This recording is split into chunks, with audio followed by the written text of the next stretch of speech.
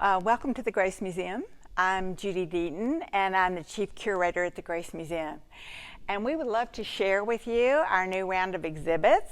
The overall title is The Phantasmagoric World of Ordinary Things, and it focuses on late 20th century found object art. The feature artist in our main gallery we are going to share with you today is David McManaway. David McManaway was born in 1927, died in 2010, 50-year career as an artist. He was educated in the classic tradition of fine art in University of Arkansas, and he moved to Dallas in 1959 and gave up painting eventually. And we have wonderful examples of his paintings in this exhibit. And he became fascinated with the whole idea of found object art, and that became his primary medium for the rest of his career. We have wonderful examples of large Jomo Boards, which are large compositions, and we also have drawings in very small, intimate pieces that give you a great idea of the range of work that he created throughout his career. In the 20th century, many artists decided to forego traditional materials and began working with found objects. You can think about Picasso as early as 1912, and Braque, who started putting pieces of cardboard and paper on the canvas. You can think about Matisse, who actually cut paper and put it on the canvas. Also Duchamp, ready-mades. You've seen those kinds of things before. And that became a worldwide phenomenon. So many of the artists who had been trained in classical methods rejected those and decided that this was the kind of media that would be more expressive for their times and the times they were living in. So you can see a lot of social commentary and things like that in taking objects from the real world. Instead of using paint, drawing, instead of making an image of something, they are using actual objects as part of the art. And that opens the door to our own memories and things that we know about things and our association with the objects that become part of a whole. David McManaway used to talk about use the term Gestalt, the idea that the whole is more than the parts.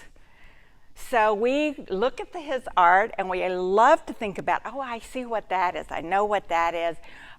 You'll find Mickey Mouse, dolls, teddy bears, tokens, all kinds of things that come from the real world, things that he picked up off the street. He reclaimed them and repurposed them and made them into something completely different.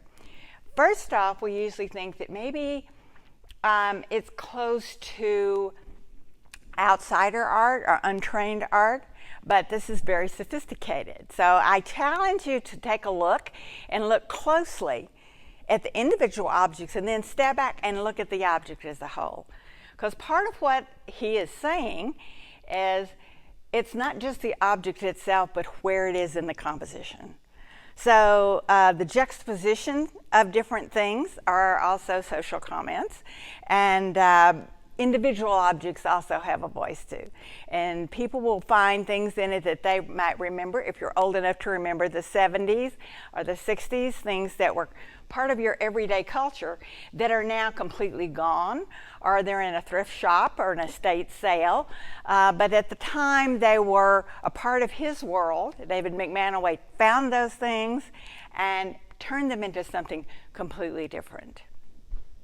One of the things that's really interesting about this exhibit is you can see how he also isolated specific objects and combined them with something else. So we do have several pieces that have just a few objects combined together in a really thoughtful way. And very often they are puns, there's humor, there's social commentary, and if you live or alive in the 60s, 70s, and 80s, you know the world was not always as calm and peaceful as we like to remember in a collective memory of that time period. And so you can look at some of these. We have the little mermaid mirror, which you have to look very close. It looks like one object, but there is more there. If you'll just take time and take a close look, think about the materials. how he put them together, and then what it says to you. I don't think he's trying to tell you what to think. The titles are very humorous, and there's all a kind of a double entendre about it means this, and it could also mean that. There are little sculptures that stand alone. There are box compositions. There are unique sculptures, drawings, paintings, as well as found object art.